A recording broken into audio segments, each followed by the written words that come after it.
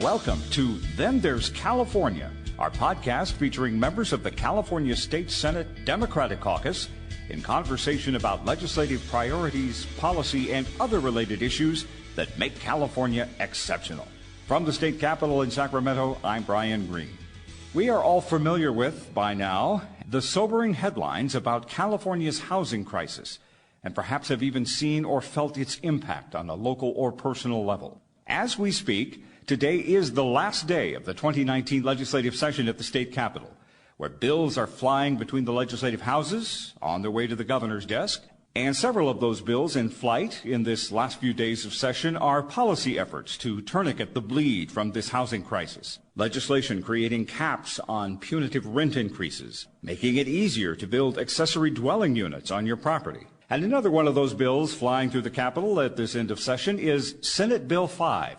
SB 5 would renew a program that provided billions of dollars annually for economic development and low-income housing, reversing a decision made earlier in this decade during a state budget crisis involving California's years-old, reliable, but depending on who you talk to, often abused, urban renewal program, otherwise known as redevelopment. Well, on this edition of Then There's California, we will talk to the author and one of the principal co-authors of SB 5 and find out how this plan to rebirth redevelopment funds will help California address a systemic housing calamity where school teachers and cooks and actors and dancers and small business owners cannot find or afford a place to live. Jim Beall is the author of SB 5. He is the state senator representing the 15th Senate District in Santa Clara County, representing cities like San Jose and Los Gatos. He's the chair of the Senate Transportation Committee. One of the principal co-authors of SB 5 is State Senator Anthony Portentino of the 25th Senate District in Los Angeles County, representing cities such as Pasadena and La Cañada-Flint Ridge. Senator Beall, Senator Portentino, welcome. Thanks for joining us on Then There's California. Welcome. Thank you for having us. This is exciting. And thank you especially for joining us on this last day of the 2019 legislative session as we speak. I know it's an unbelievably busy time. And as we begin to talk here about SB 5, I first want to get your general perspective on what's going on here in California with our serious housing shortage and the impact it's having on your fellow Californians. So my first question is simply, and we can start with you, Senator Portentino, how did we get into this mess? Well, I think part of it is population, part of it is the changes in the economy, the just sheer wealth factor of California and how expensive it is to function here, but certainly not providing local communities with the resources to actually build affordable housing has been a significant barrier to doing it. You know, communities, as much as they talk about wanting to do things, you have to have an economic incentive for them to do it, and that's why this particular legislation reestablishes that economic incentive that we've lost for the last decade. One of the things that happened and why SB 5 is so exciting is over a decade ago, California got rid of redevelopment, and that was providing $1 billion a year to build affordable housing. And so imagine if we had, since that time, $10 billion more that would have been available for communities to build affordable housing. It certainly would have made a dent into the problem today.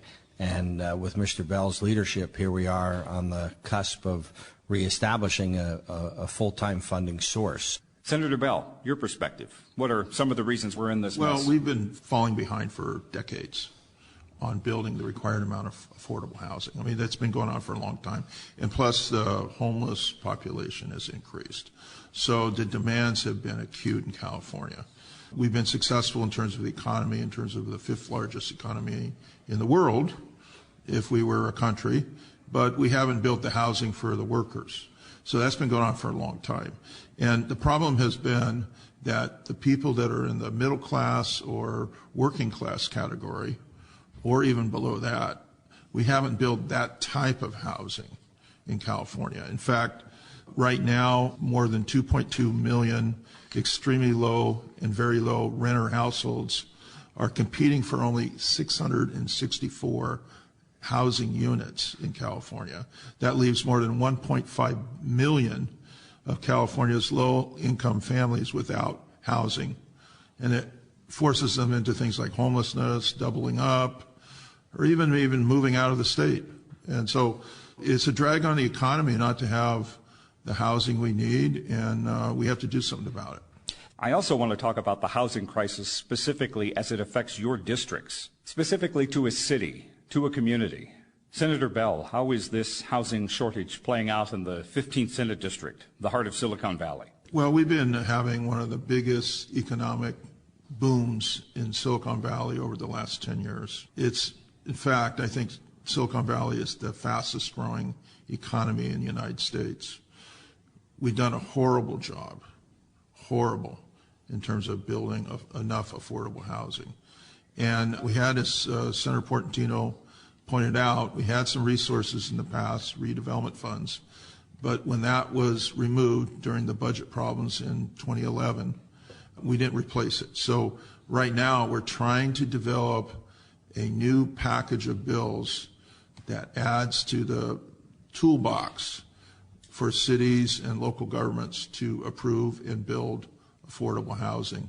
And that's what SB 5 is all about. And Senator Portentino, down in your district, 25th Senate District, bedroom communities, if you will, La Cañada, Flint Ridge, Glendale, Pasadena, obviously you have a problem there too. Well, 40% of my district's population comes from Glendale, Pasadena, and Burbank. So those are three modestly large cities. And to their credit, all three of those cities are trying desperately to increase affordable housing. And, you know, one of the things that I try to fight for is those cities that are doing the right thing. We need to figure out a way to appreciate those efforts. So, for example, Glendale right now has a plan to build 400 dedicated affordable housing units.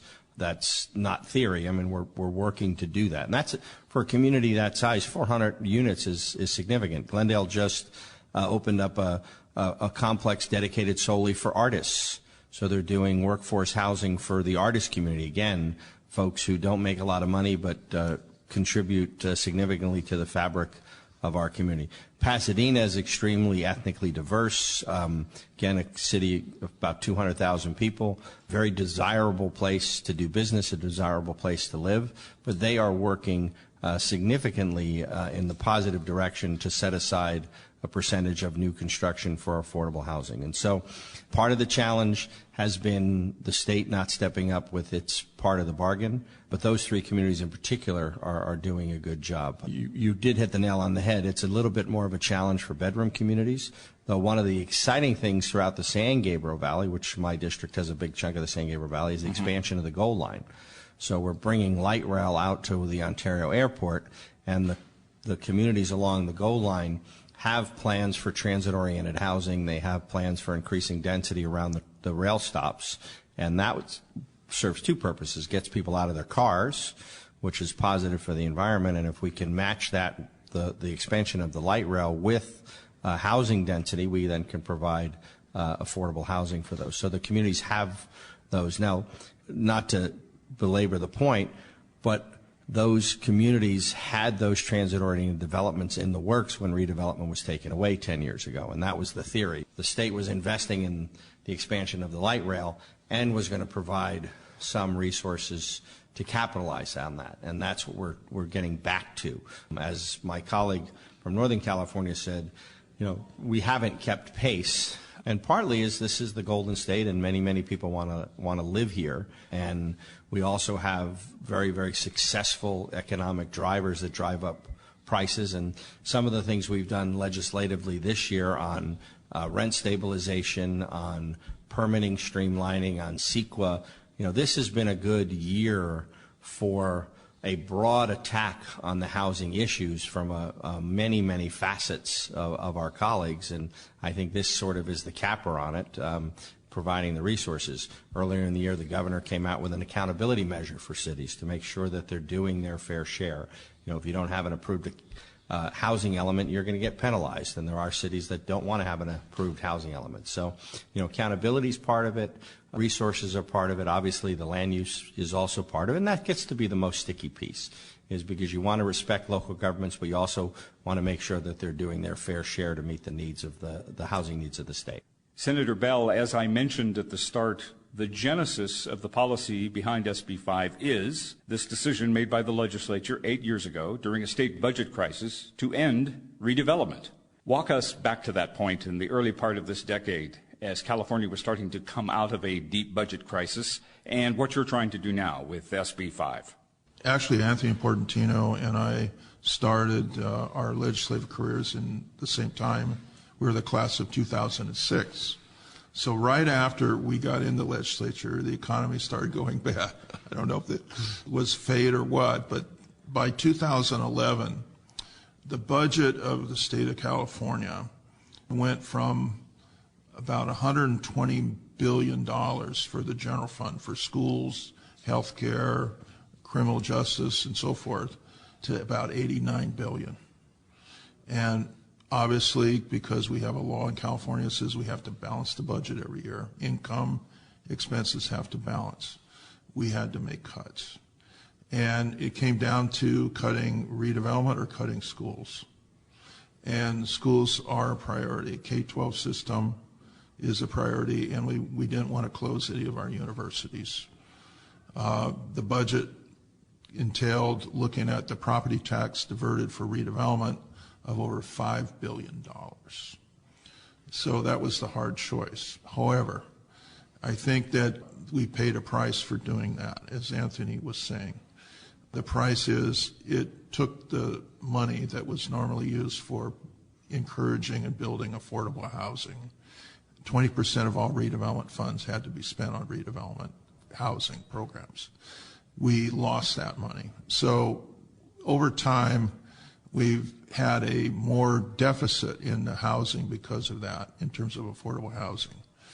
Over 10 years, we've attempted to put other legislative efforts. In 2017, we put a bond on the ballot, as Anthony said, $4 billion. But these are only one-time monies.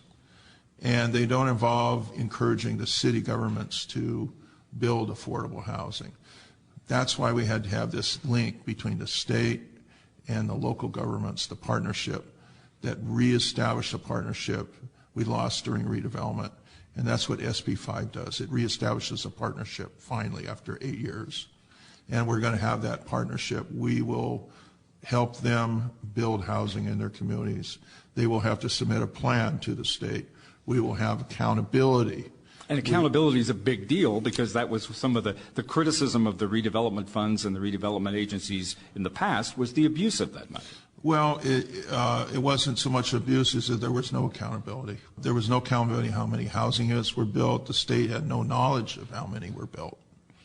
Under SB 5, they have to give a yearly report to a board that oversights this of how their progress is on building affordable housing. If they don't do it, they can have consequences. The money can be taken back.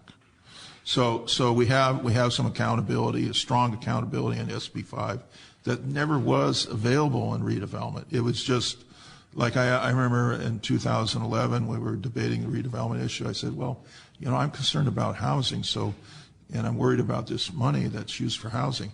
How many housing units were built with redevelopment in California? I asked that question. Can you tell me? They couldn't tell me because they didn't know. And they said you can go to each city and ask, but we don't keep an accounting of that. And that shows you the lack of accountability. We found out that some cities would take the money and then just let it sit there. They would never use it for housing. It would just sit there.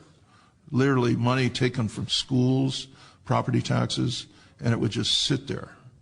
And that was one of the problems with redevelopment. It had some good things. We did achieve some things in terms of economic development, more housing. We have no knowledge how many, but we did have at least a program. And notwithstanding the deficiencies of that, I think it's time to start up a partnership with the cities. The cities actually approve the housing projects through their land use powers. They're the bottom line when the housing project gets a yes or a no. The cities have to approve it. And so we can have a partnership with them to approve and build more affordable housing in California. That's what SB 5 does. I know you're going to have to be very calculated in how you do this, where you're going to put the housing, addressing greenhouse gas initiatives, climate change. The devil's in the details here, right? Well, we want to have a vibrant urban community, a sustainable community. The SB 5 stresses housing right next to transit, infrastructure for that, environmental goals, sustainable communities, reducing greenhouse gas emissions. Everybody knows that if you put housing, affordable housing, next to transit, for example, compared to a market rate housing unit, twice as many transit riders come from affordable housing projects as a market rate housing. So it actually increases the ridership on the transit lines. It's better for people. People can get to their jobs, have it in an affordable way. We can't just build market rate housing around the transit stations. We have to build affordable housing around the transit stations. I think that reducing the homeless population, and as we build housing, some of the people have studied this much, and I'm chair of the Senate Select Committee on Mental Health and Substance Abuse. When you have a problem with substance abuse and mental health, housing first strategies have been proven to be the most effective way of helping people achieve some stability in their mental health and substance abuse issues. Just letting them have homelessness, it just costs the government so much money. We spend so much money in them coming in and out of emergency systems, the emergency units in the hospitals, the police, the criminal justice system. If we had a housing first strategy, we can reduce the people in the jails, we can reduce the social problems, and reduce the cost of our public hospital emergency rooms. So we know that it will save money if we did a housing first strategy. That's why we passed Proposition 2 last year. It will provide $2 billion for affordable housing. And we need to do much more beyond that. So we're going to work on those kinds of problems. The social problems can be solved with the housing first strategy. You bring up a very salient point, how interrelated, interconnected many of our challenges, our opportunities here in California are to each other. Well, the budget is an organic document. Money goes either here or there, as I say to people. It will either go to responding to people in crisis all the time, constantly dealing with people in the emergency rooms, the criminal justice system, having all these ambulance rides all the time. We have some people, hundreds of thousands of dollars a year spent on one person. Well, why not have a strategy that deals with helping them moderate their problems, solve their problems, getting them into therapy, save money for the taxpayer. So that's a strategy we like to have, and housing is a very important part of that strategy.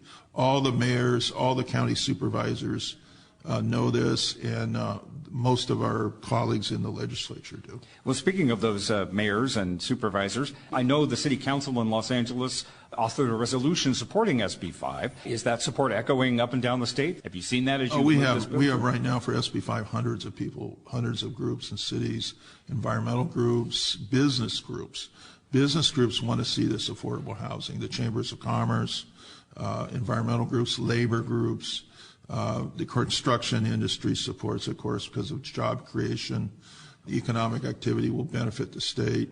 It will generate $2.5 billion worth of state and local taxes over a 10-year period. So everybody benefits. It's a wise investment. The League of Cities and the county supervisors both support this bill. So we're very proud of that. LA County Board and LA City Council and the Mayor of Los Angeles all support the bill.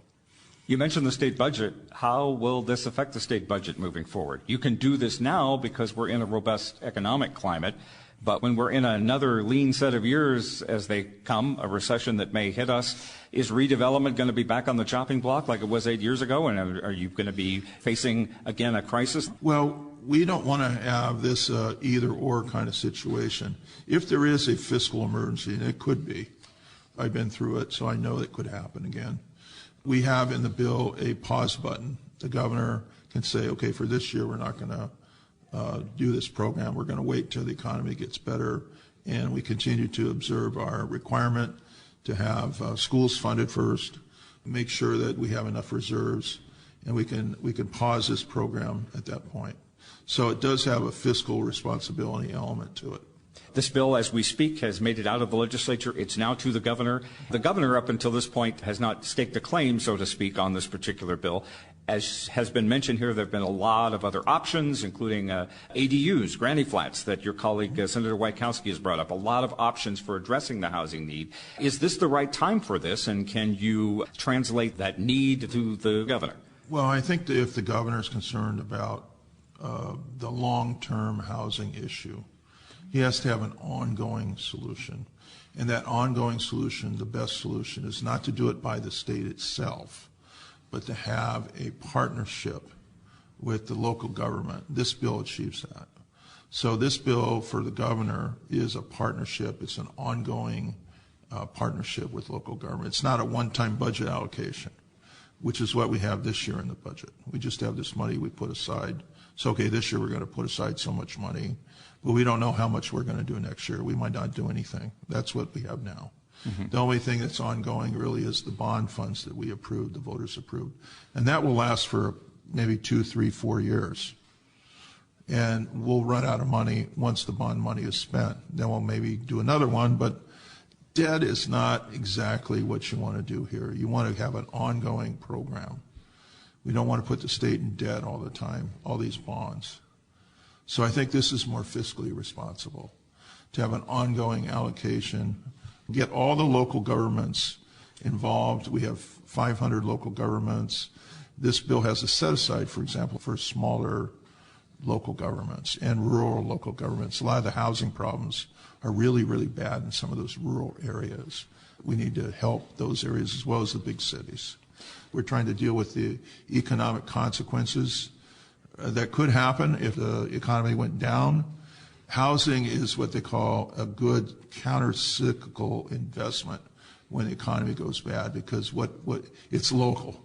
You're building the house in the community. The money stays in the community. People then buy groceries. They go to the stores. The economy stays in the local area. The taxes stay in the local area. So housing is local, and it generates additional investment. So every dollar we put up in this program, we get $3 in federal tax credits for housing construction. So it really is a leveraged investment program. And all that money stays in the local area. So it generates $60 billion over 10 years in terms of economic investment. The counter-cyclical aspect of this is something the governor should find attractive. You know, it's a good buffer for if you're worried about the downturn in the economy, to invest in things like this, housing, transportation, other infrastructure projects. Of course, I'm a very big advocate for SB 1, which I authored, for transportation. Right. So I think these kind of investments are very good for the economy of California. Notwithstanding that positive attitude about this, notwithstanding a lot of the support you've received up and down the state from local governments, obviously there is a need for this, but is there an appetite for this? Revisiting the redevelopment issue, all the debates around that, makes sense on paper. You've got all the checks and balances here. Mm-hmm. Is there an appetite for that here in California? Well, this is a different program than redevelopment. It's not what we call slum clearance, allow some big, huge developer to come in. That's not what this bill is about. This bill is about focusing on building affordable housing anywhere we can find a site that's available. It could be a surplus property, could be an underutilized shopping center that can be converted to housing, other kinds of sites that the city can identify. The city is required by the housing element law to identify housing sites for affordable housing. This bill has a social context, deals with the issue of homelessness, very low income, focusing on those people that are in danger of being homeless, to put a stop to the bleeding of the increase we had, especially last year. We had like 20% increase in the number of homelessness. And a lot of those people were because they lost their homes, because the rents were going up too high. We need to deal with that. And we have a rent cap law that we sent to the governor as well. So I think building more housing, having the rent cap law, and the other laws that we talked about here combined will provide a good start for re-energizing the affordable housing construction that we need in California. Gentlemen, final thoughts here as we wrap up. We talked earlier about your own constituency needs regarding this housing crisis, how it's playing out in your districts. But how has your own housing story or personal housing roof over your head experience affect your passion for this? Housing issues, for example, when you were growing up. Senator Beall. Well, everybody knows I have 9 brothers and sisters, so I can say overcrowded housing is an issue that I dealt with. We had, when I was 14, a horrible fire, and we lost our home. And the family was split up in various ways, living in various places and couch surfing while we were trying to repair and rebuild our house. It took a long time. That was a devastating thing for our family. I have compassion and empathy for people that have those kinds of disasters, and therefore compassion and empathy for homelessness. We got Proposition 2 passed on the ballot last year. It will provide $2 billion for housing for homeless, especially mentally ill. We passed Proposition 1, which is $3 billion for bonds for affordable housing. I grew up really having a gut reaction to people without housing. I became an urban planner when I went to college and studied housing issues. I was the student housing director at San Jose State, and then got involved in urban planning, became a planning commissioner, city councilman in San Jose, and a board of supervisors members, always working on housing. Creating the housing department in San Jose was one of my biggest achievements there. So I think that housing has to be integral in local government. All local governments should have an active approach to housing. Some don't. I think SB 5 will instill more of an active approach rather than a passive approach.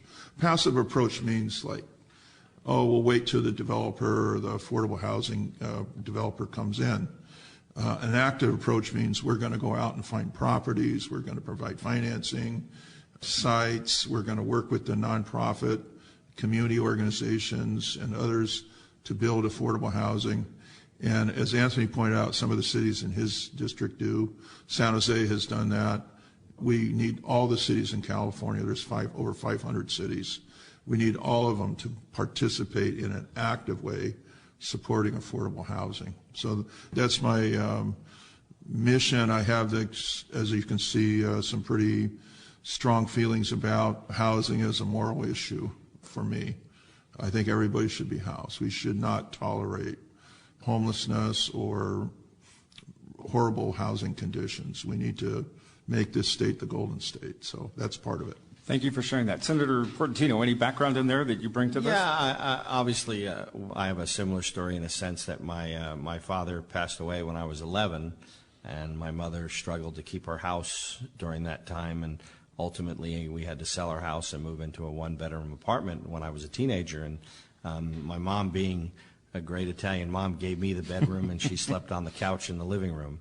And so, I like to say that I've seen all sides of the spectrum. I know what it's like to take my mother's last dollar out of her purse to buy lunch, and I know what it's like to go back the next day and there not be a dollar in her purse. And so, families, for different reasons, whether it's lots of siblings or loss of a parent, we all have those stories to bring to our personal perspective. And I think that's why this is so important.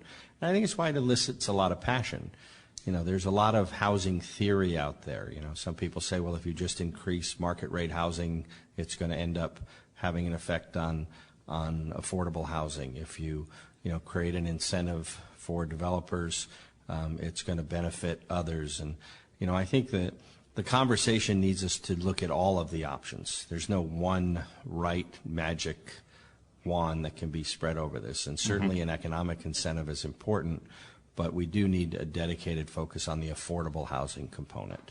Senator Beall, from transportation to housing affordability to mental health policy, thank you for your vigilant focus on the issues of priority to many Californians.